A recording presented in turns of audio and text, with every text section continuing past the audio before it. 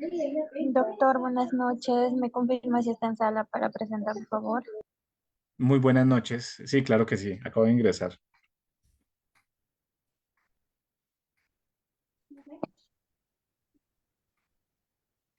Muy buenas noches, estimados participantes. Les saluda Sadit, asesora académica del Centro de Capacitación Galeno SIP. Bienvenidos al curso de protocolos de sincronización del estro en ganado vacuno. El ponente a cargo del curso es el doctor Santiago José Sánchez Uribe.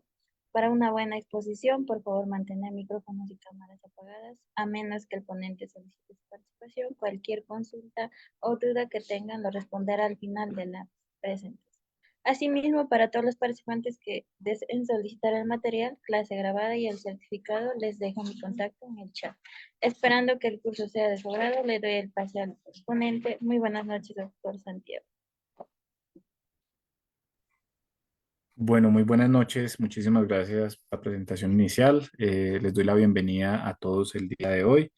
Espero este curso pues sea de su agrado. Tiene un objetivo muy aplicado y muy enfocado hacia la parte de los protocolos de sincronización del estro en ganado vacuno, en donde el objetivo que yo quiero darles a ustedes el día de hoy es primero partir de unos principios fisiológicos reproductivos y posteriormente hacer todo lo que tiene que ver con la parte aplicada de esos mismos protocolos, cómo se administran, qué días, con qué dosis, con qué consideraciones, y que ustedes puedan tener un enfoque clínico productivo y pues muy enfocado hacia lo que tiene que ver con su campo de formación, aquellos que pues son profesionales y aquellos que están también en ese proceso también de aprendizaje o de formación asociado a este tema que nos apasiona tanto, que es la reproducción animal. Entonces, me permiten un segundo y ya les comparto pantalla.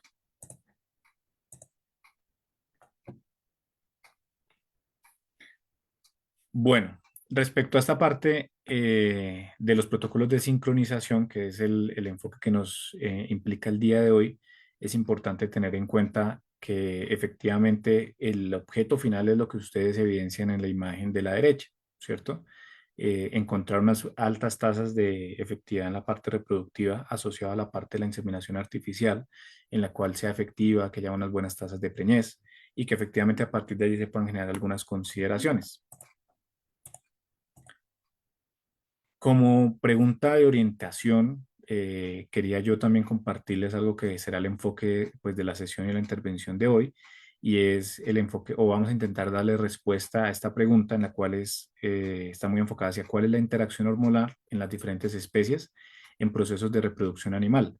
Esto quiere decir que de algún caso, entonces lo que queremos hacer en este caso muy puntual es revisar cuál es esa producción de las hormonas, en dónde se producen, hacia dónde van, porque si ustedes conocen la fisiología de las hormonas, pueden tener un criterio aplicado hacia la parte que tiene que ver con la administración de una hormona inyectable, de un protocolo de sincronización, pero siempre, siempre teniendo en cuenta cómo funcionan. Mal haría yo de pronto en generar directamente la explicación del protocolo sin decirles a ustedes nuevamente como recorderis para aquellos que están en ese proceso, que también son colegas, o sin llegar directamente a hacer fundamentación teórica. Entonces es importante tenerlo en cuenta. Solamente en esta gráfica ustedes se dan cuenta de lo que sube y baja, ¿cierto? Que corresponde a las hormonas, que esto está influenciado por aspectos medioambientales y que tiene unas fases según la especie animal que estemos hablando. La que nos compete en este momento, la especie bovina. Entonces, importante tenerlo en cuenta dentro de eso. ¿Me están escuchando correctamente ahí?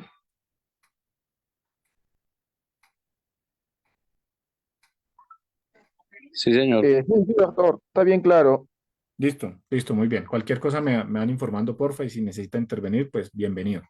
El asunto siguiente relacionado con esto es que asociado a esto, es importante tener en cuenta que esto es un ciclo estral, ¿cierto? Que al ser un ciclo, pues como ustedes se dan cuenta ahí, la imagen es diciente, me está diciendo que son unas fases, que son cuatro etapas y que donde finaliza, vuelve y termina.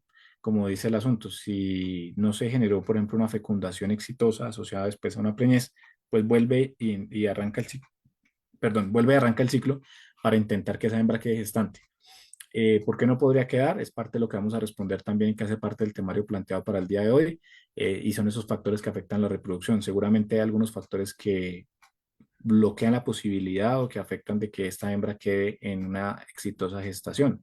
Entonces es importante tener en cuenta qué es lo que influye sobre ella cómo se produce y posteriormente entonces qué hacemos si hay un anestro, es decir, si se presenta la ausencia de celo, qué protocolos tenemos, porque también esto tenemos que ligarlo a otros factores, no solo lo inyectable desde lo hormonal, sino también el control de otras situaciones que están relacionadas a la fisiología reproductiva del animal.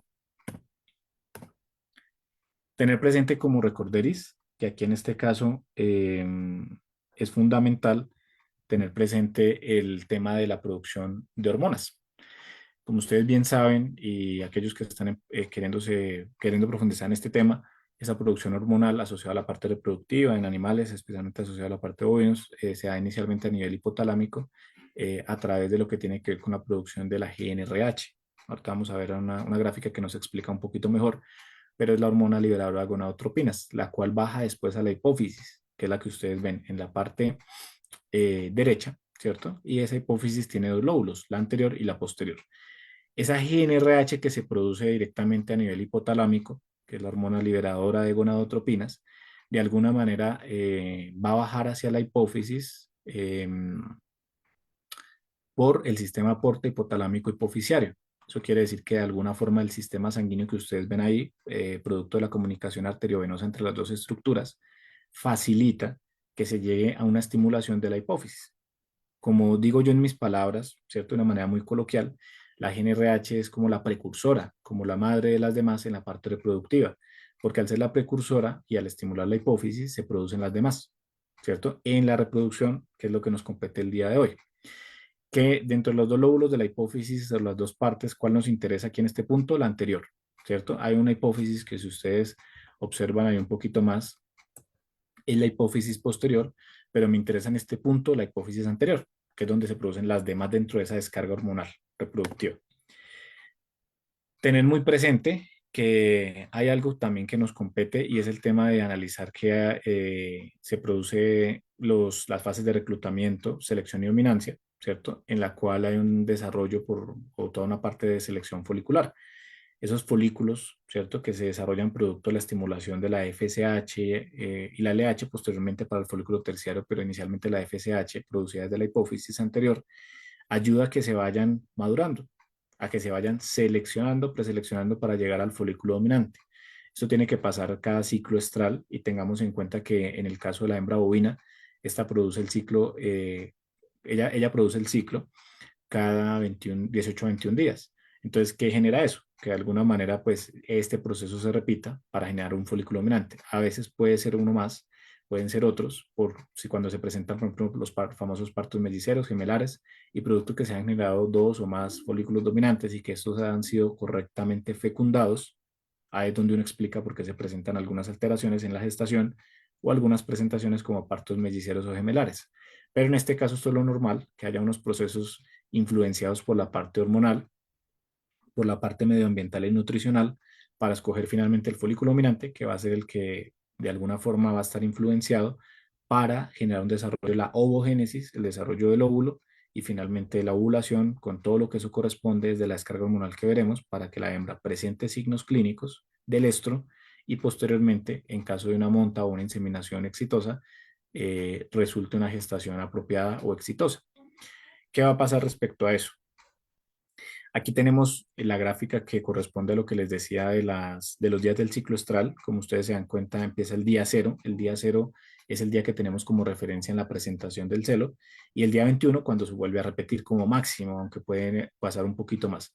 Si ustedes se dan cuenta, les decía, eso va desde el día 18 a 21. Cada 18 a 21 días se repite. ¿Y por qué pasa eso? Esa meseta que ustedes ven ahí tiene que ver mucho con algo que se llama las ondas o las oleadas foliculares. ¿Cierto? En ese caso ahí encontramos dos oleadas foliculares. ¿Eso qué implica? Que en la segunda oleada folicular, que es donde está arrancando su mayor, digámoslo, su mayor eje ahí importante, ya genera la presentación del celo. Hay hembras que tienen, por ejemplo, tres oleadas foliculares. Si tiene tres oleadas, miren que solamente con esta estaría presentando el celo en el pico de esa meseta el día 18-19, con tres oleadas foliculares lo presentará mucho tiempo después. Eso explica por qué unas hembras producen el celo un poquito después de lo que uno esperaría, porque demora más en seleccionar un folículo dominante, porque se está tardando más en ese proceso y porque de alguna manera pues requiere pues digamos que esa continuidad para poder generar el desarrollo del folículo dominante. Entonces hay que tenerlo presente porque también hay tratamientos que ustedes van a escuchar posteriormente como de superovulación, de inducción en la parte folicular. Tiene que ver mucho con alterar un poco esta fisiología con un fin productivo, pero bajo criterios de bienestar y bajo criterios clínicos. Entonces es importante tenerlo en cuenta. En esta gráfica que encontramos, la descarga hormonal, a partir de lo cual es importante tener en cuenta algunas consideraciones. Resulta que, como yo les decía, para que arranque este proceso, la hembra tuvo que haber llegado a un proceso de desarrollo sexual, ¿cierto? ¿Cómo se llamará esa etapa de desarrollo sexual? ¿Qué creen ustedes? ¿Cómo se llama esa etapa en la cual empieza a producir estas hormonas? Debe de tener alguna denominación, esa etapa de desarrollo o madurez sexual, lo que ustedes crean.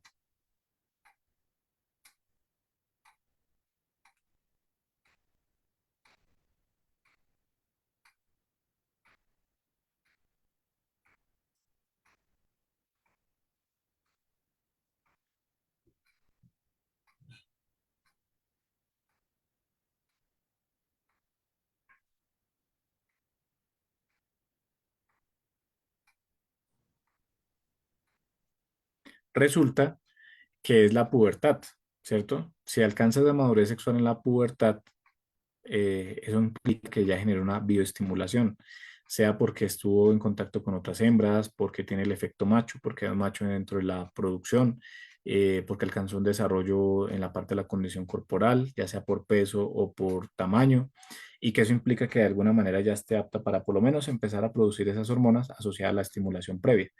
Es una de las primeras asociadas a la parte hipotalámica es la GnRH, como les decía, esa liberadora de gonadotropinas o estimulante de gonadotropinas baja la hipófisis y la estimula. De ahí se producen las dos siguientes.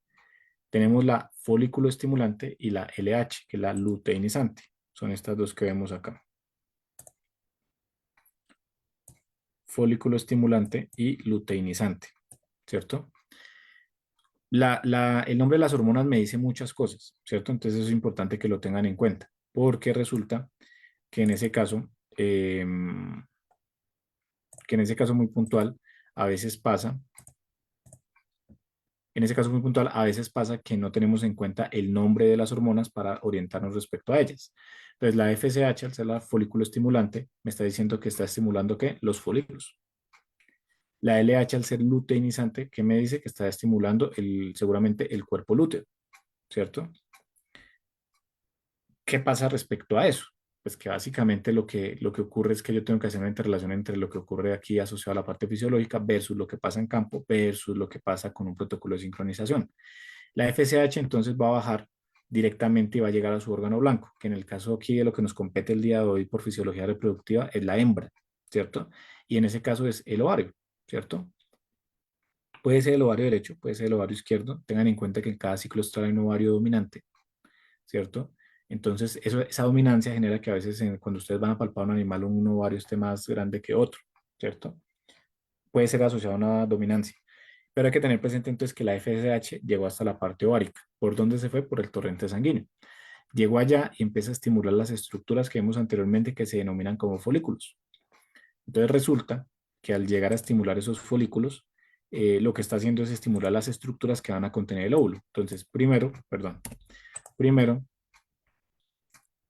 entonces va a estimular estos que vemos por acá, que estoy señalando con la flecha. Esos son los folículos primordiales, ¿cierto? Que son los con los que nace la hembra de 250.000 a 300.000 más o menos en esa etapa y empieza a generar un desarrollo. Esos son los primordiales, son como los microscópicos, de ahí empiezan las fases de reclutamiento, selección y dominancia para pasar al primario, ¿cierto? Que es este pequeñito de acá, luego pasa a uno secundario, ¿cierto? Y finalmente pasa a uno terciario, que es el folículo ovulatorio o de Graf, ¿cierto?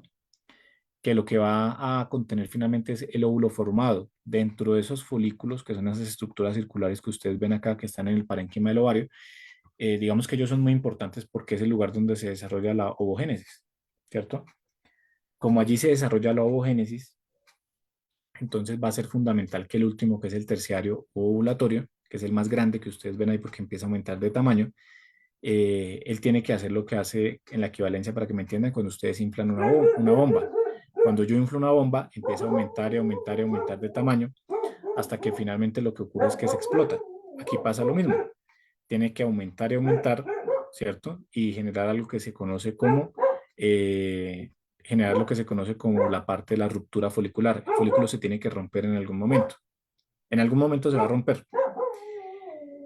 ¿Por qué hay una ruptura folicular? Porque la FSH empieza a generar un aumento, un desarrollo en ese folículo terciario, pero llega su amiga la LH, que es la luteinizante que ustedes ven arriba que sale desde la hipófisis y va a ayudar. Entonces, entre las dos llegan y estimulan al folículo terciario. Ese folículo terciario, que como les decía anteriormente, que es el que tenemos acá, de alguna manera, al aumentar el tamaño, llega al punto en que libera lo que contiene. ¿Y qué contiene? Contiene, aparte del óvulo, que sale directamente hacia el oviducto, que es el sitio de la fecundación, estradiol e inhibina. Ese estradiol y la inhibina entonces van a tener un efecto claramente que el estradiol con picos o con aumentos, para que me entiendan, dentro de la parte sanguínea para generar un comportamiento en la hembra que es característico del celo, y la inhibina, junto con esa hormona que les acabo de mencionar como el estradiol, van a generar también una retroalimentación negativa a la hipófisis. ¿Qué quiero decir con esto? Pues que básicamente lo que van a hacer es llegar a la hipófisis, viajar por vía sanguínea y generar un bloqueo parcial de la misma. ¿Esto tiene que pasar? Claro que sí. Si no hay quien controle desde la parte inhibitoria a la hipófisis, fácilmente la hembra podría producir 24/7 de folículo estimulante y luteinizante si ser necesario, generando seguramente un hiperestrogenismo, generando alteraciones que también se conocen en la hembra bovina como linfomanía, etcétera, etcétera, etcétera. Por lo tanto, pues se requiere en ese caso pues toda la estimulación o toda la parte del bloqueo regulatorio de la parte de la inhibina. ¿Qué pasó posteriormente? Listo. Se liberó estradiol, inhibina y el óvulo. Quiere decir que la hembra ovuló. Esto pasó internamente, externamente. Ahorita vemos un poquito qué es lo que ocurre. Pero ¿qué va a pasar ahí relacionado con eso? Aquí intermedio a esto se produce lo que se llama un cuerpo hemorrágico, que es la X que acabo de dibujar ahí. ¿Qué es ese cuerpo hemorrágico? Pues básicamente tengan en cuenta que el folículo es un tejido que se rompe, ¿sí o no? Y que al romperse, como cualquier otro tejido, pues genera una lesión, que genera un sangrado. Y eso explica, ojo, solamente en la hembra bovina la aparición muchas veces de algo que conocemos como la sangre metaestral o el sangrado metaestral, que ahorita lo vamos a ver. Entonces, tenerlo presente, porque eso, ustedes saben que la presencia de sangrado difiere según las especies animales, la causa especialmente, para aquellas que lo presentan, pero tener presente eso. Después de eso, entonces viene la formación de lo que ustedes ven como amarillo, que es el cuerpo lúteo, que es fundamental en reproducción a todos los que nos apasiona el tema. Esa parte del cuerpo lúteo, pues de alguna manera es importante porque ayuda a mantener la gestación. ¿Alguien recuerda o sabe qué es la P4? Esa es la hormona que produce el cuerpo lúteo. ¿Qué será la P4? Progesterona. Progesterona. En ese caso, la progesterona, pues efectivamente al ser progestacional está a favor de la gestación. Entonces, en ese caso, pues viene toda la parte del mantenimiento de las condiciones efectivas de una gestación. En caso, y ella se mantiene durante el tiempo de la hembra que estemos hablando en cuanto a la parte gestacional, en el caso de la hembra bovina, más o menos 9 meses, y va a haber unos picos en los cuales va a estar ahí generando las condiciones propicias para la gestación. Distensión del útero, mejorando la parte de la irrigación a través de los placentomas para la transmisión de la comunicación materno-fetal, la transmisión de nutrientes por esa vía hematógena, etcétera, etcétera, todas las condiciones que permiten mantener una gestación viable. Pero la pregunta sería entonces, ¿por qué será que la P4 llega por allá a inhibir el hipotálamo? ¿Qué dicen ustedes? Porque mire que inhibe también una parte de la hipófisis, pero especialmente está más reportado la parte de la inhibición hipotalámica. ¿Para qué será que la progesterona inhibe el hipotálamo a partir de este recorderis breve de la fisiología que les estoy generando? ¿Para qué será que la P4 inhibe el hipotálamo? Para que no se siga generando FSH y LH. Exactamente. Cuando evita la generación de FSH y LH, pues digamos de alguna manera eso explica por qué a veces la P4 pues se conoce también como, o digamos que de alguna manera controla toda esa parte de ese impulso regulatorio, esos picos. Y está el tema también de que de alguna manera explica por qué una hembra gestante pues no debería presentar el celo, porque pues hay un bloqueo hipotalámico. ¿Por qué se va a presentar si, por ejemplo, les digo que la P4 está ahí dentro del mantenimiento de la gestación y la hembra pues básicamente está en gestación y pues no necesita FSH-LH porque necesita mantener un ambiente propicio. Entonces hay que tenerlo presente dentro de eso. Después resulta que, bueno, ahí está la progesterona, pero esa progesterona pues tiene unos picos que después decaen en caso de que la hembra no haya quedado gestante. Y ahí entramos a hablar un poquito de los factores que afectan la reproducción. Es claro que una cosa es que la hembra presente el celo, ¿cierto? Asociado a los picos de estradiol y a la fisiología que estamos viendo. Y otra cosa es que quede gestando. Puede ser que no presentó, no hubo el toro reproductor, puede ser que no llegó el inseminador, puede ser que también tenía un proceso de piómetra y ese ambiente lleno de pus pues no permitía una viabilidad espermática, etcétera, etcétera, etcétera. Todos los factores que pudieran llegar a generar que efectivamente se afecte la reproducción del animal. En caso entonces de que ocurriera cualquiera de los factores anteriores mencionados y todos los que ustedes también conocen, pues genera que de alguna forma me lleve a mí a pensar que el organismo tiene que, como dice el asunto, vuelva a intente. Para que vuelva a intente y vuelva y se regule el ciclo y vuelva y se presente el ciclo, pues tiene que hacer algo y es lisar el cuerpo lúteo. ¿Qué quiero decir con lisar? Pues romperlo, lisarlo, regresarlo, generar una regresión del mismo a través de la disminución de la irrigación a él. ¿Cómo lo va a hacer? Produciendo otra hormona. ¿Cómo se llama esta hormona? Esta la necesitamos mucho en protocolos y en tratamientos. Esta que estoy resaltando, Prostaglandina. la prostaglandina, que al producirse en el endometrio va a ir directamente al cuerpo lúteo, lo lisa y pues disminuye o va a bajar los picos de progesterona y al bajar los picos de progesterona, quitar el bloqueo del hipotálamo, pues la hembra va a arrancar nuevamente la presentación del celo a través de la estimulación consecuente a la descarga hormonal reproductiva que vimos. Entonces, toda esta interacción hormonal de alguna manera me explica por qué la hembra presenta el celo. Y a partir de esta interacción hormonal básica, pues yo podría generar o entender qué es lo que pasa con un protocolo de sincronización, por qué combino una hormona o la otra, por qué lo hago en esos tiempos. Y también, efectivamente, qué puedo usar y qué no debería usar en ciertos casos. Solamente viendo esta fisiología reproductiva, pues es claro que si hay una hembra gestante, pues yo no puedo usar la prostaglandina que vemos ahí. Si se lisa el cuerpo lúteo, pues se acabó la gestación. No quiere decir que la progesterona es la única que va a mantener esa gestación, porque finalmente hay otros mecanismos que la mantienen, pero pues básicamente hay que tenerlo en cuenta dentro de las opciones que podría generar, en este caso, una hembra gestante problemas, pero en el caso de una sincronización de celos, seguramente una estimulación en una hembra vacía. ¿Por qué? ¿Por qué? Porque estamos viendo que desde la fisiología va a generar el reinicio del ciclo estral. Si genera el reinicio del ciclo estral, no sirve para un protocolo, si no sirve. Entonces, es una opción a tener en cuenta dentro de las consideraciones prácticas y que efectivamente yo tengo que revisar este tipo de interacciones. Y es claro que asociado al tema que ustedes escogieron, tengo también que verificar en la hembra si está o no está gestante, ¿sí? Que efectivamente, ¿por qué se los menciono? Porque una causa de anestro puede ser una gestación, ¿cierto? Y la persona de pronto no lo ha determinado, no lo sabe, porque el toro vive ahí con las vacas, por decir algo, en el potrero y el animal pues básicamente está gestando y pues aparentemente tiene un anestro, pero realmente lo que está pasando es que la progesterona está bloqueando el hipotálamo, entonces no presenta ningún celo y no se le ha hecho ningún chequeo reproductivo. Entonces, pilas cuando vayan a arrancar esos protocolos, verifiquen esas hembras. eh, y entonces ahí yo les pregunto algo pequeñito para continuar. ¿Cómo verificamos la gestación? Parece una pregunta sencilla, pero tenemos varias opciones. ¿Cómo verificamos una gestación en una hembra bovina? Mediante Por palpación palpación, ultrasonografía. Por ahí escuché palpación, creo que mencionaron ecografía. y ¿Alguna también otra? hay pruebas de progesterona. Puede haber esas pruebas, sí.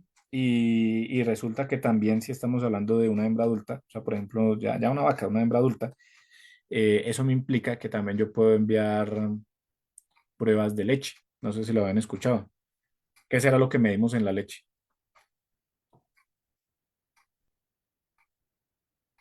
Niveles de progesterona. Listo, uno creería que niveles de progesterona y ahí es donde nos varía un poquito y se los dejo también como plus porque les puede servir a ustedes. Claramente que necesitan solamente buscar un laboratorio de calidad de leche o diagnóstico veterinario que les permita ese procesamiento de esa muestra, pero ya lo hay. Y lo que les mide una muestra de leche asociada a la detección de una preñez es las proteínas ligadas a la gestación, que son las proteínas que produce la placenta. ¿Por qué les doy esas opciones? Porque digamos que hay que tener en cuenta todo lo que puede llegar a pasar. Ustedes saben que a veces la palpación nos puede engañar si es una gestación muy inicial. Y de pronto damos falsos positivos, falsos negativos. Entonces, listo. Si yo no estoy seguro, muchas veces entonces yo palpo, encuentro unos hallazgos compatibles, pero me falta algo más, ¿cierto? Me falta algo más para estar 100% seguro y eso implica entonces que en ese caso a veces colocamos en los registros de chequeo reproductivo PP, ¿cierto? ¿Alguien recuerda qué es PP? ¿O sabe de pronto qué es PP?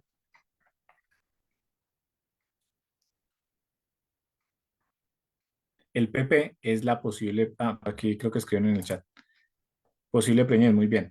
Efectivamente es una posible preñez. Eso no quiere decir que yo sé mucho, que sé poquito, sino que me faltó de pronto un hallazgo compatible para estar 100% seguro que había una preñez. O sea, un ejemplo, yo palpé un cuerpo lúteo, pero no relacioné ese dato con la presentación del último celo, acorde a lo que me dijo el productor. Pero no sentí ninguna estructura, no sentí una simetría entre los diferentes cuernos. Bueno, me faltan más datos de relevancia respecto a eso. Entonces, es una posible preñez. Indica que yo tengo que seguramente hacer una palpación posterior. Sí, ya les mencionó lo de la leche, con mucho gusto. Entonces, eso me indica a mí que yo coloco PP, pues listo, por palpación no fue, o yo tengo que hacer una palpación posterior a los 15, 20, 30 días, dependiendo del criterio del clínico, y a partir de allí, pues yo tengo que hacer unas consideraciones. Entonces, importante tener en cuenta eso, porque listo, si la palpación, que es el método más económico, más sencillo que tenemos, no generó efectivamente el diagnóstico que yo quería, pues me voy por otras. Ustedes lo mencionaron. Por allá medí los niveles de progesterona en sangre, que pues en lo personal pues no lo utilizo mucho pensando en la posibilidad de que hay otros métodos, como les dije, también más sencillos. Está la parte también de la ecografía, que sí o sí pues me va a permitir visualizar algunas estructuras, algunos colores y algunos movimientos y algunas situaciones, hallazgos ecográficos como presencia de una estructura hiperecoica dentro de algo también anecoico asociado al líquido amniótico. Según el estadio también la posición, según el tiempo también yo podría revisar si hay tubérculo genital para diferenciar la parte sexual. Muy importante la ecografía, pero listo, pensemos en el caso fortuito y ustedes lo saben, que como profesional de campo entonces a veces digamos que no esté el ecógrafo y ya descartamos como opción la palpación o necesitamos algo más confirmatorio. Otra opción que tenemos, como les decía, es la leche. ¿Qué se puede hacer? Es claro que si es una novilla, pues ahí sí me tocó palpación o ecografía. Y si es PP, pues reprogramarla. Pero si es un animal adulto, yo puedo tomar una muestra de leche. Solamente es que ustedes, idealmente en las horas de la mañana, aunque no está contraindicado en el ordeño de la tarde, pero es mejor en la mañana por transporte de la muestra. Se toma una muestra de leche, simplemente en la hembra, en un frasco estéril, que se los puede proporcionar el mismo laboratorio de diagnóstico veterinario, lo marcan con el número de la vaca, ¿cierto? En la tapa y ya lo envían, lo embalan. Una refrigeración que no es muy estricta porque realmente lo que se necesita es más que todo transportar la leche y hacerla llegar al laboratorio. El laboratorio muchas veces, dependiendo del laboratorio, eso depende mucho de la recepción de muestras y el tiempo y demás, pero puede durar más o menos una semana para emitir el resultado. En el resultado les va a medir lo que se llama las proteínas ligadas a la gestación, ¿sí? Esas proteínas ligadas a la gestación, como les decía, la produce la placenta y de alguna manera pues facilita la evidencia de que haya o no haya una gestación. Entonces ahí va a decir gestante o va a decir vacía. Si dice vacía, hay otra que dice, por ejemplo, reconfirmar, y en reconfirmar ya, pero es muy raro que lo mencione como reconfirmatorio, es porque los niveles de las proteínas ligadas a la gestación no fueron tan directas para asumir si había o no había gestación, pero usualmente es muy confiable, les va a decir si sí o si no. En este momento, pues la tecnología no nos ha llegado a decir hasta cuánto tiempo, ¿cierto? Seguramente más adelante lo sacarán, pero por lo menos me dice si está o no está. Y eso ayuda. ¿Por qué? Pues porque básicamente pues facilita también toda la parte de saber qué manipulación hago con este tipo de pacientes. Esto pensando en que confirmen preñez antes de cualquier otra cosa y que no lo vayan a tomar como un anestro para lo que es los ojos del productor, que a veces, como les digo, puede pasar. Aquí tenemos lo que les decía desde la parte del recorderis en la fisiología reproductiva, la maduración folicular, ¿cierto? Acuérdense que los folículos y especialmente el terciario tienen un antro folicular o un líquido folicular y eso genera que se vea así como estilo ampolla, ¿cierto? Y que en algún momento también se pueda generar la ruptura posterior, que hay un ovario más grande que otro por dominancia, que hay unas características morfológicas y físicas que ustedes evidencian. En algunos casos, a veces uno ve unas manchas sobre las paredes, cuando hace uno, por ejemplo, una necropsia o una manipulación de estos tractos reproductivos desde la parte académica o en fin. Y ahí uno encuentra esas manchitas y esas manchas me dicen a mí que ahí hay una hay como una evidencia de la parte del desarrollo folicular y lo que pasó en esa parte de atresia, porque finalmente después de que se reclutan, se seleccionan y se vuelve uno dominante, se regresan, se atresian y vuelve a empezar el ciclo. Entonces a veces quedan esas manchas. Está el cuerpo hemorrágico, está el cuerpo lúteo. No siempre, para que no se vayan a llevar esa impresión, el cuerpo lúteo va a ser así de grande. Ustedes lo saben, muchos de ustedes seguramente ya han palpado, y implica que el cuerpo lúteo puede ser más pequeño. Eh, pero tiene una consistencia que difiere al folículo y eso hay que tenerlo presente para propósitos de chequeo reproductivo. El cuerpo albicans, ¿cierto? Que ya es un cuerpo blanco, cuando hay la regresión del cuerpo lúteo producto de la lisis que dio la prostaglandina y vuelve y arranca. Entonces, para que lo tengamos presente.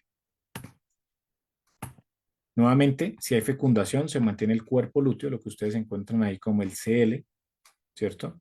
Y se produce, por lo tanto, la hormona encargada de la gestación, que es la progesterona. En caso de que haya una falla en la fecundación, ¿cierto? Que haya ocurrido una falla en la fecundación, se regresa al cuerpo lúteo, ¿cierto? Y reinicia el ciclo estral. ¿Por quién? Por la prostaglandina. Entonces, en ese caso, hay que estar muy pendientes porque en todo caso a veces confundimos progesterona y la prostaglandina, o hay gente que las confunde, me refiero temáticamente, por lo menos desde la parte académica o conceptual. Somos humanos, a veces nos podemos equivocar digamos, en un término o en la comparación de unos términos que suenan parecidos, pero ustedes saben que esto generaría un riesgo muy grande en campo. Como les acabo de mencionar, si yo confundo una progesterona con una prostaglandina y administro una prostaglandina a una hembra que sí esté gestando. Entonces hay que tener mucho cuidado con esa diferenciación. De alguna manera se puede decir que son antagonistas en algunas cosas, porque mientras que la progesterona mantiene el ciclo y bloquea el hipotálamo, o mantiene la gestación y mantiene el hipotálamo, o genera un bloqueo en él, la prostaglandina reinicia el ciclo al acabar con la estructura que produce a su vez la progesterona. Entonces hay que tener presente eso, la diferenciación en funciones desde la parte fisiológica y pensar en un aspecto aplicativo. ¿Por qué les menciono esta parte fisiológica? Es fundamental para entender los protocolos, pero también pensando en que haya un criterio detrás de la administración de una hormona, que no sea solo por administrarla y porque así lo dice el protocolo, sino porque yo la administro pensando en que algo ocurre en ese animal, algo ocurre en ese paciente, algo ocurre en esa hembra bovina que yo quiero manejar desde la parte clínica o reproductiva. Aquí tenemos la parte de resumen, ¿cierto? Y ustedes ven que hay unas fases relacionadas al ciclo estral en la parte superior, que no son los propósitos del curso del día de hoy, pero sí tener presente algo que sería bueno que ustedes analizaran dentro de la gráfica y que también se relaciona con los protocolos de sincronización. Si ustedes ven ahí esa parte, a ver si se las puedo relacionar acá. Perdón. Esta parte morada, si se las pudiera pintar por acá. Esta parte morada que yo estoy resaltando es el cuerpo lúteo, ¿cierto? ¿Cómo es el cuerpo lúteo? Entonces, me gustaría que ustedes concluyan antes de continuar. Efectivamente, efectivamente, entonces, ¿cuándo se forma el cuerpo lúteo y cuándo se regresa o cuándo se lisa? ¿Qué dicen ustedes? Mire que abajo están los días. Entonces, ¿cuál será el día de formación en un ciclo normal del cuerpo lúteo y cuándo se genera la regresión o la lisis? Interpretando la gráfica.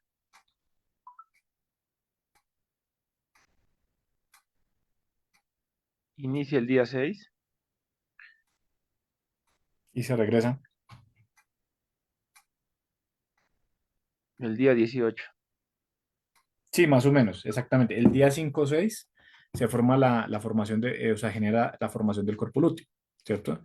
Eso es importante, no solamente pues por memorizar un dato y ya, sino porque asociado al protocolo de sincronización, que es lo que a ustedes les atañe el día de hoy, pues está muy relacionado a eso. El día 17 a 18 ya se lisa, porque allá aparecen unos picos de prostaglandina que se producen desde el endometrio. ¿Qué me indica eso? Que si ustedes por acción del protocolo X o Y que escojan de administración, por ejemplo, colocan una prostaglandina el día 3, ¿qué quiere decir 3 días después del celo? Pues no hicimos nada, si se presentó un celo, claramente. Si palpo y no encuentro un cuerpo lúteo, yo coloco una prostaglandina, pues tampoco se hace mucho, ¿cierto? Porque hay que saber la fisiología que hablamos ayer, anteriormente, perdón, versus lo que se está correlacionando ahorita, ¿cierto? Entonces, ¿cuándo se forma? ¿Cuándo se lisa? Si yo lo hago por fuera de esos tiempos, muy posiblemente pues no me funciona el asunto. Entonces, por eso también es importante pensar en esos tiempos, pensar en la fisiología y hablar directamente con el productor que tiene información valiosísima. Vale, eso es tema como cuándo fue la presentación del último celo, si es que lleva meses y esa es la causa por la cual nos cita para hacer la asistencia en campo y hacer el protocolo de sincronización, o es que presenta un celo muy irregular, o es que es un celo silencioso, o es que es un anestro, pero palpamos y nos damos cuenta que sí está presentándolo, solamente que no se ha dado cuenta. Entonces, hay que tener en cuenta estas consideraciones, ¿listo? En esta imagen que ustedes están viendo, ¿cuál es la hembra que está en celo? ¿La que está intentando montar o la que se deja montar? Posiblemente ambas, pero principalmente la que se deja montar. Exactamente. La De que se alguna deja manera- montar. Muy bien, sí. Hay que tener presente eso. Muchos de ustedes lo tienen muy claro, otros, vuelvo y digo, están incursionando en esto. Es importante separar el asunto porque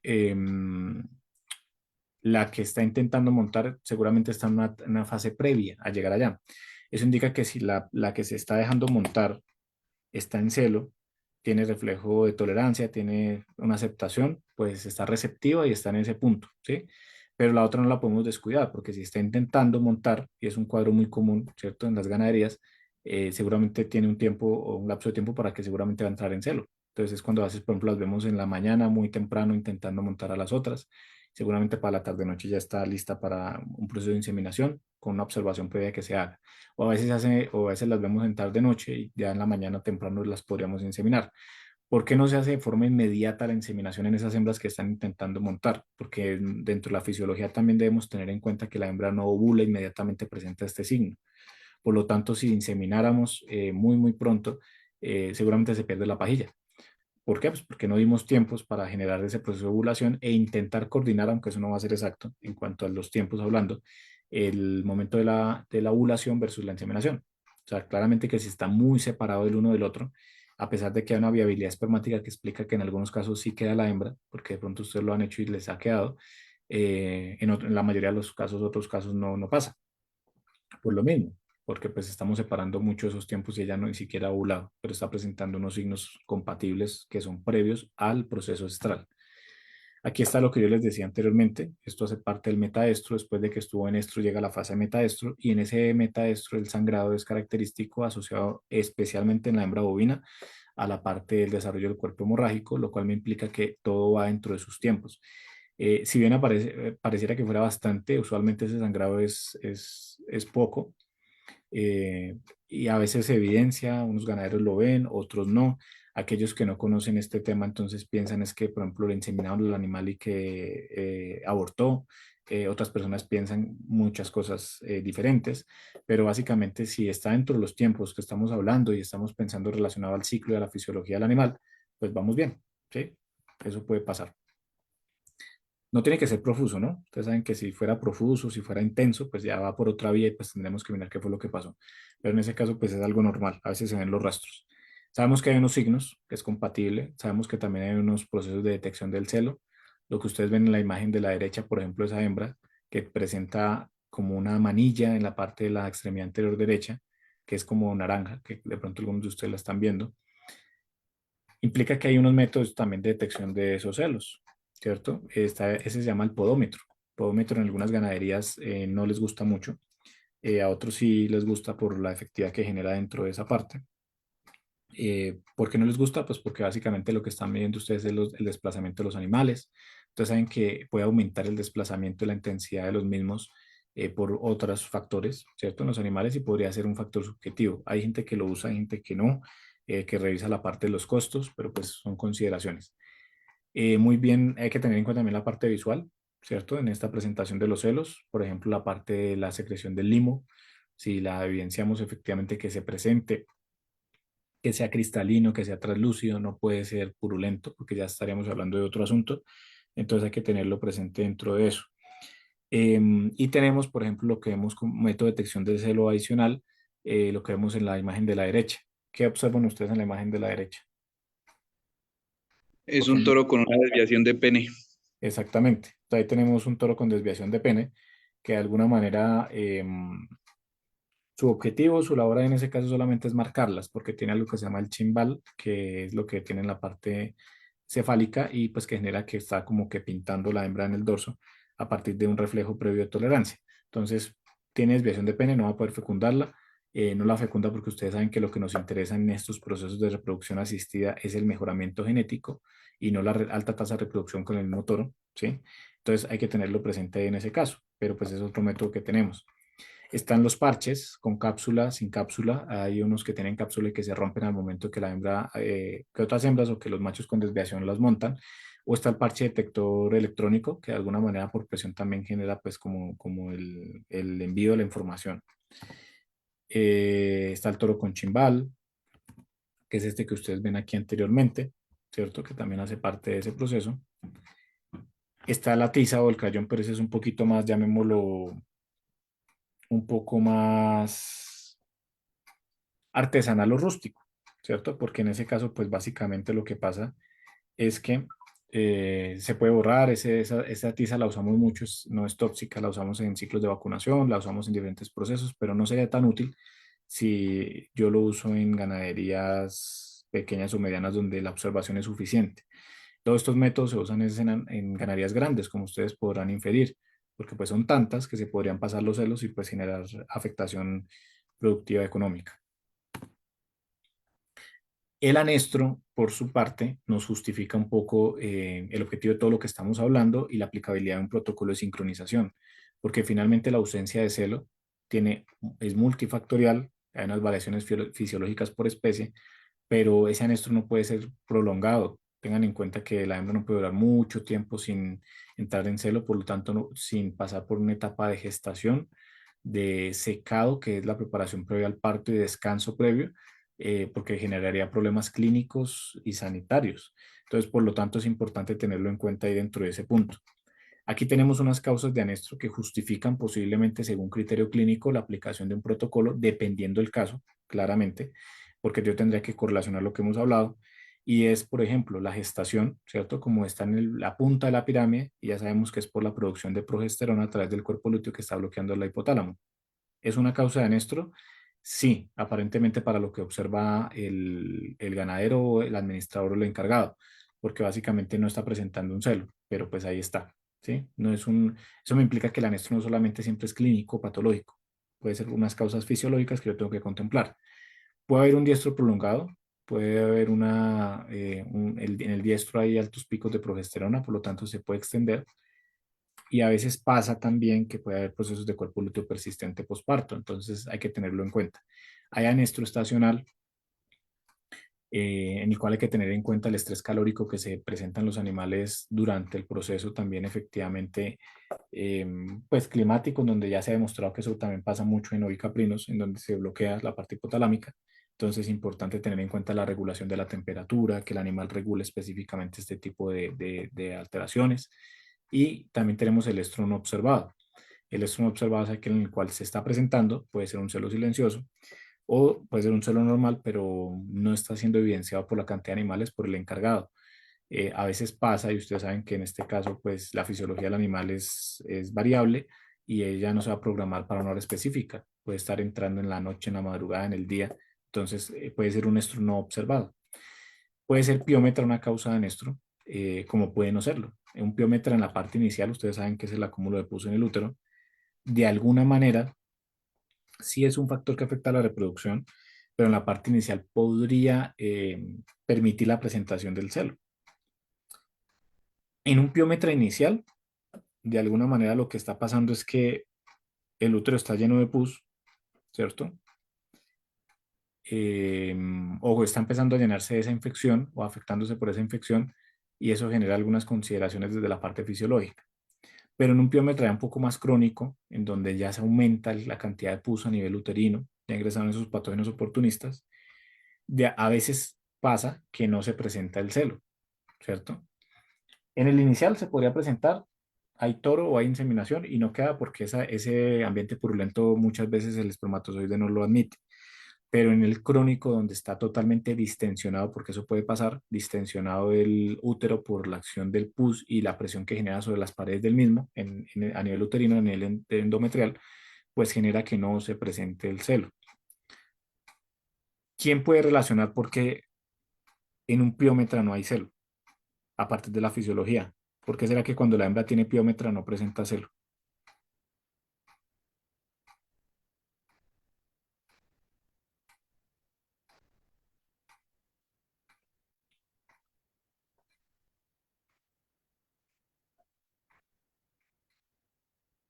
¿Por qué será? No es solamente es por la infección y ya. ¿Qué creen ustedes? ¿Qué consideran respecto a eso?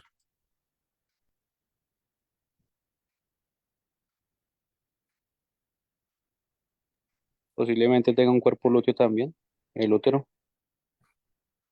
Va por ese lado. Algo falta. Usualmente esas hembras que tienen piómetra, un piómetra crónico, así con la extensión uterina que les menciono, tienen un cuerpo lúteo por ahí persistente. Entonces, asociado a eso, algo falta desde la fisiología. ¿Por qué será entonces que esas hembras tienen ese cuerpo lúteo por ahí persistente? Eso tiene una explicación, todo tiene una explicación.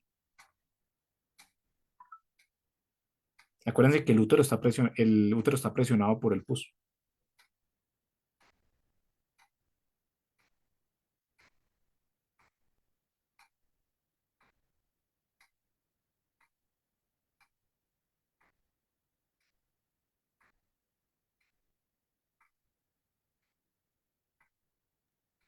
Podría ser un problema por irrigación, o sea, que no se irrigue bien el ovario.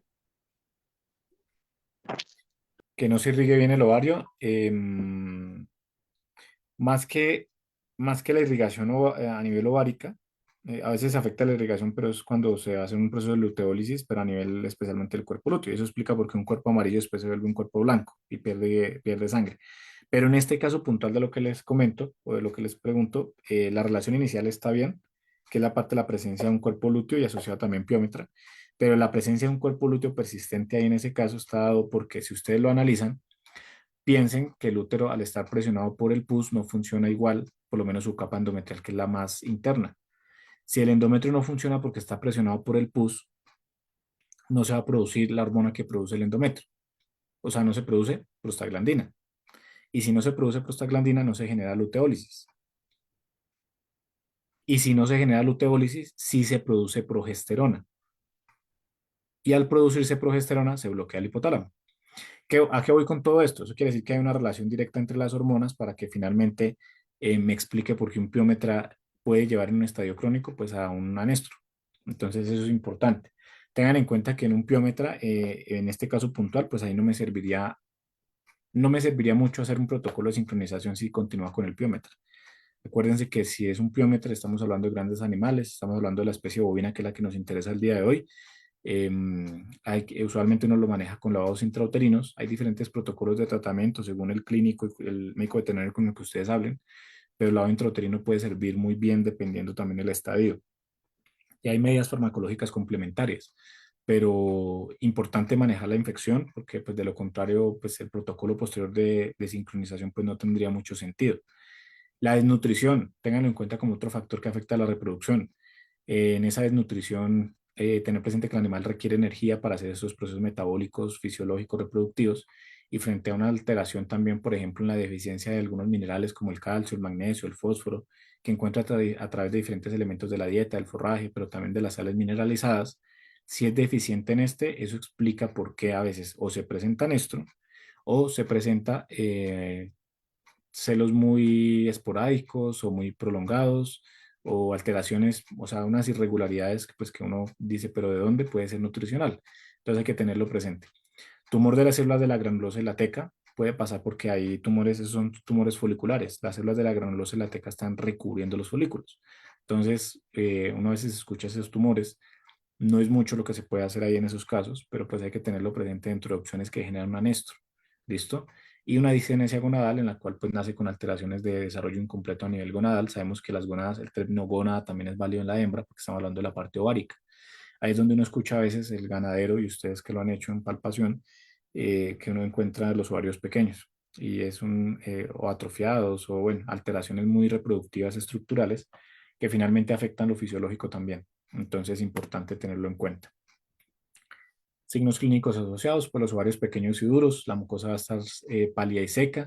Seguramente la hembra también presenta procesos de indiferencia sexual y también pues habrá una flacidez uterina pues muy correlacionada con todo este proceso. Entonces es importante pues tenerlo muy en cuenta. Dentro del tratamiento, entonces, importante tener presente que pues tenemos la iluminación artificial porque en ausencia de luz a veces se inhiben todos estos procesos que hemos hablado. La GNRH, monodosis o posología combinada, que esa posología combinada podría estar muy relacionada con los protocolos que vamos a revisar brevemente. La prostaglandina, ¿cierto? Que nos funciona en caso de que haya un cuerpo lúteo por ahí persistente, pero la hembra esté vacía. Y según efecto, pues a veces lo repetimos a los 14 días. O sea, usualmente arrancamos con 2 mililitros, a veces se repite, ¿cierto? Y digo a veces porque muchas veces cuando no hay ninguna alteración fisiológica, estructural, uno administra la prostaglandina, la hembra está vacía y resulta que presenta a veces el celo a las 48 a 72 horas. A veces funciona, a veces no. Depende mucho de las consideraciones también del animal, que tenga una buena condición corporal, un buen estado sanitario clínico y a partir de allí pues revisemos lo que pasa posteriormente. Tenemos opciones dentro de esos protocolos y aquí tenemos uno que corresponde al pressing y al option, ¿cierto? Son protocolos que de alguna manera permiten hacer un abordaje un poquito más integral y que depende mucho pues del animal y el propósito que yo quiera y también si es ganado de carne de leche. Me interesa, por ejemplo, a mí en lo personal, esta es muy de inyectología y hay otra que es con dispositivo. En lo personal a mí me parece más viable el de dispositivo y sé que de pronto algunos de ustedes lo han aplicado, pero aquí en este caso, pues el de inyectología hay que analizar que cuando responde, pues genera un efecto a veces terapéutico en el cual la presentación del celo puede ser corto. Es lo que pasa a veces cuando ustedes presentan o administran solamente estradiol. Entonces el estradiol resulta que solamente presenta un celo muy rápido y muy corto, puede pasar. ¿Qué pasa con el pressing? Arrancan con la prostaglandina F2 alfa el día 1, ¿cierto? Y de ahí entre una y otra dosis de prostaglandina vuelven a pasar 14 días. Era lo que vimos anteriormente, ¿cierto? De la parte del efecto asociado a un anestro. 12 días posteriores o otros 14 posteriores se puede hacer un option en caso de que esto no haya funcionado y el option implica hacer el día 0 GNRH, posteriormente 7 días la prostaglandina, 2 días después la parte de la GNRH como refuerzo y aquí aparece entre pasos 5 y 6 la inseminación artificial, se puede unificar el mismo día. Ustedes podrían hacer el mismo día para reforzar el proceso ovulatorio y de desencadenamiento de la fisiología reproductiva en la parte de la inseminación y la GNRH. A veces se hace como un refuerzo. Hay gente que no le gusta, hay gente que la coloca a unas dosis más o menos de 2.5 a 5 mililitros, pero pues se puede llegar a manejar. Recordar que estas son de administración intramuscular y que son opciones que se tienen dentro de la parte de sincronización de celo. ¿Qué implica esto? Pues de que tenemos una estimulante con gonadotropinas, una prostaglandina, y que no requerimos más sino los tiempos y estar muy pendiente de la aplicación de las mismas en los tiempos estipulados a partir de ese. El coaching, ¿cierto? Que se resume mucho porque de alguna manera pues permite el dispositivo con progesterona, pero este se correlaciona mucho al que les voy a explicar posteriormente que es mucho más completo. Este coaching está reportado por muchos autores, algunas personas lo utilizan y como que minimiza un poquito el uso de tanta hormona sumado adicional a la parte de la progesterona, pero me interesa que lo relacionemos a uno que aplicamos actualmente que es el siguiente. Es el protocolo con el dispositivo intravaginal bovino, ¿cierto? Que es el DIP. Tal vez ustedes lo han escuchado. En ese DIP, ¿qué me interesa? El día 0, ¿cierto? Entonces ustedes hacen la implantación del DIP, que como su nombre lo indica, va a quedar en la cavidad vaginal de la hembra, para eso hay unos aplicadores, y le administran 1 mililitro de benzoato de estradiol, que es lo que aparece ahí como BE, ¿cierto? Benzoato de estradiol. Eso va intramuscular. Analicemos lo siguiente, miren qué es el estradiol, que se supone que estimula el desarrollo o la expresión de signos de celo, porque son los estrógenos, y el DIP, ¿qué hormona contiene? No sé si de pronto lo han escuchado o dentro de lo que ustedes han hecho. ¿Qué contiene el DIP? Progesterona. Progesterona. ¿Qué genera la administración de progesterona y estradiol el mismo día?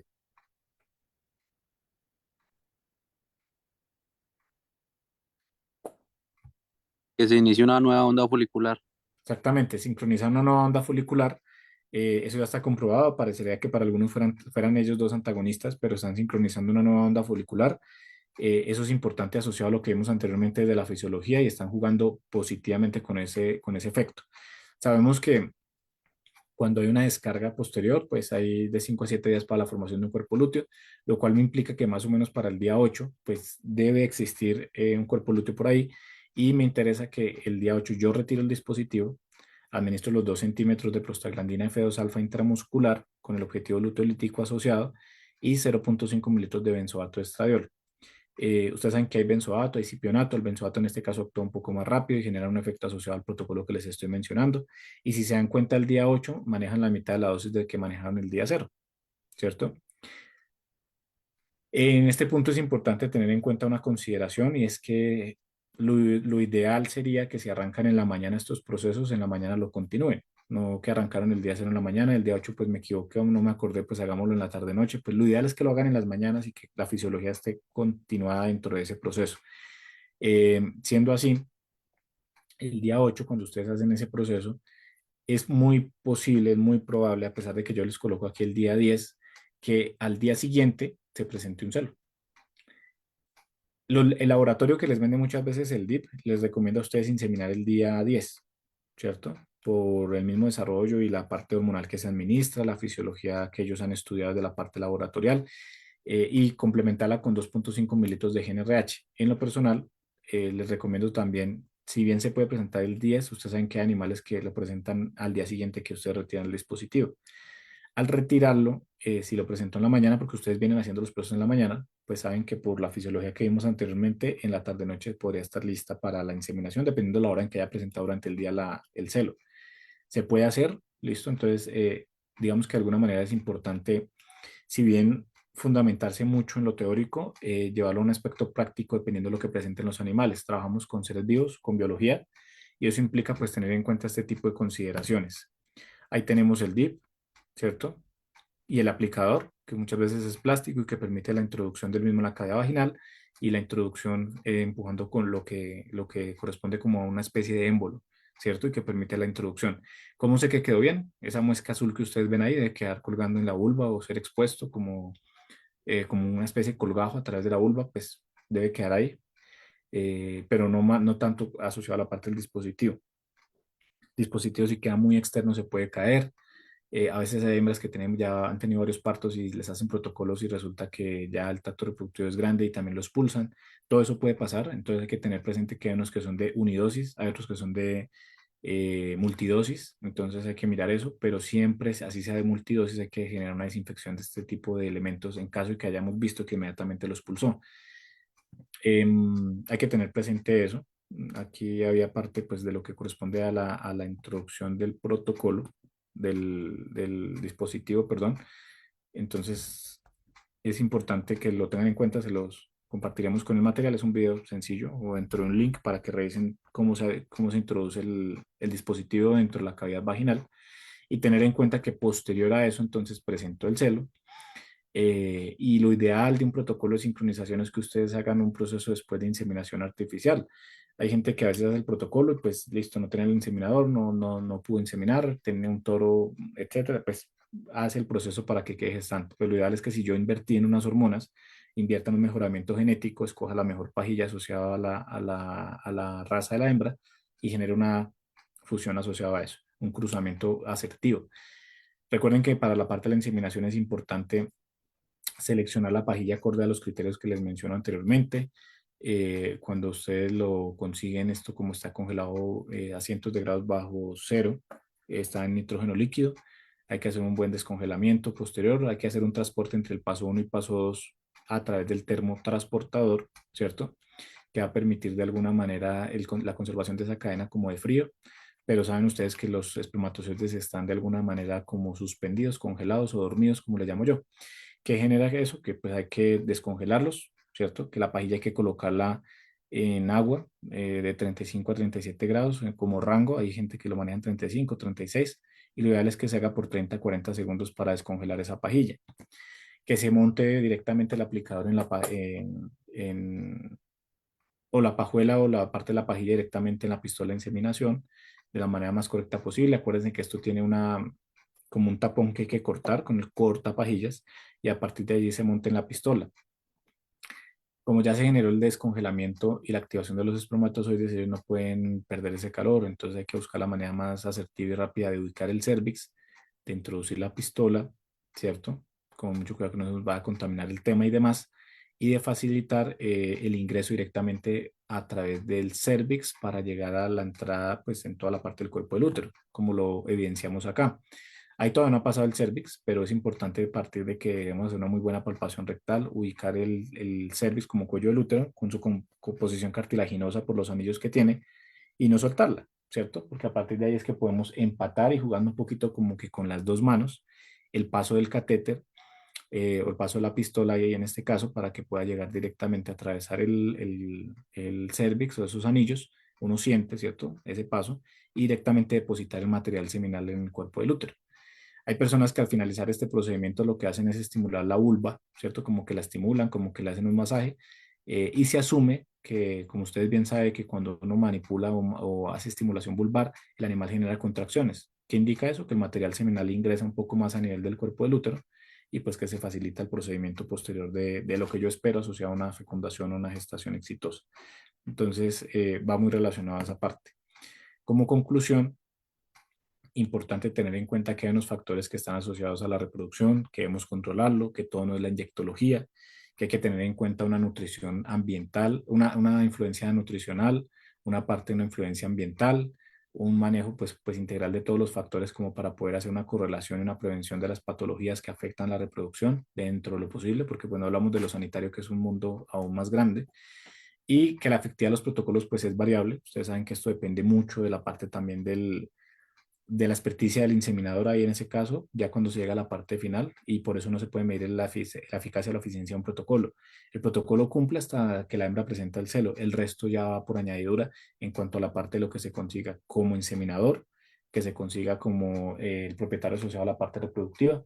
Entonces, esos factores se podrían ver afectados o todo el protocolo por una inseminación que no fue correcta, por hacerla de forma muy temprana o muy tardía, eh, porque la hembra no presentó todos los signos correctos y no fue tan fuerte la estimulación.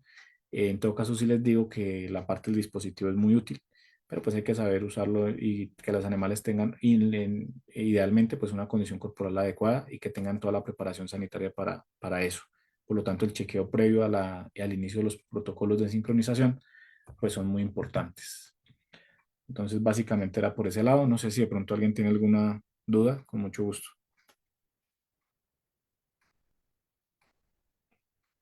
¿Alguna pregunta?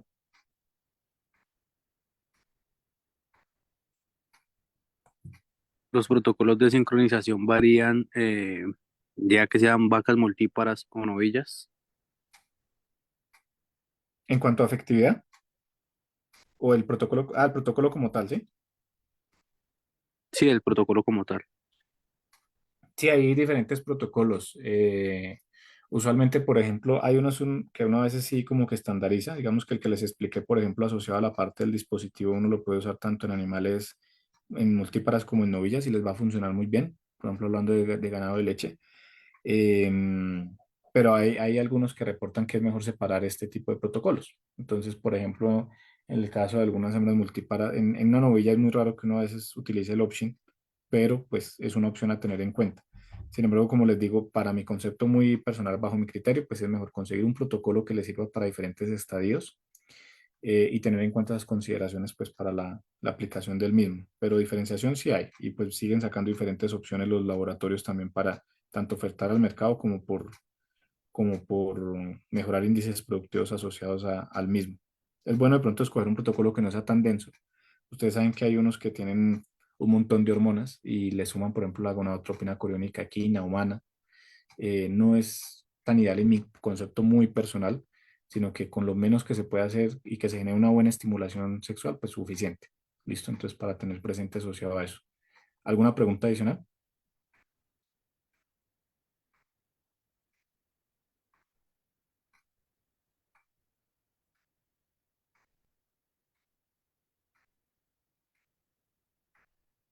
Bueno, si no hay preguntas, entonces básicamente por esta vía era digamos que el objetivo de la sesión que estaba planteada para el día de hoy.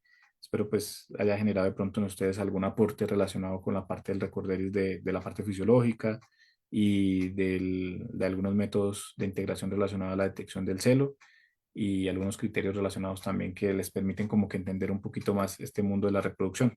Espero haya sido de aporte para ustedes.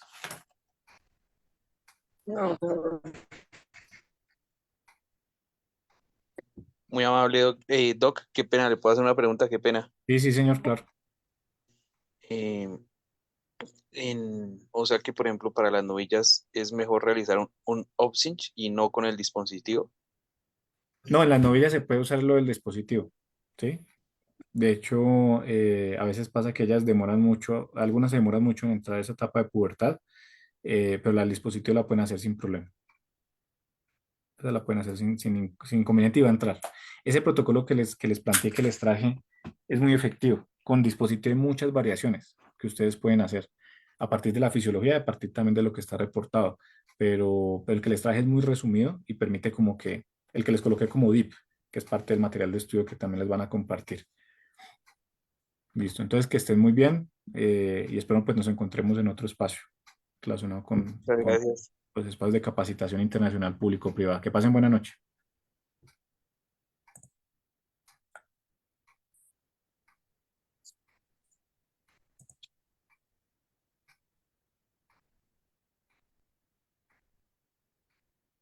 Sí, esto está dentro del material, ya para cerrar la pregunta que nos menciona en el chat. Lo solicitan por los WhatsApp de la CIPP y pues les comparten parte de ese material. ¿Listo? Bueno, listo, entonces que estén muy bien. Muchas gracias, doctor. Hasta luego. Hasta luego.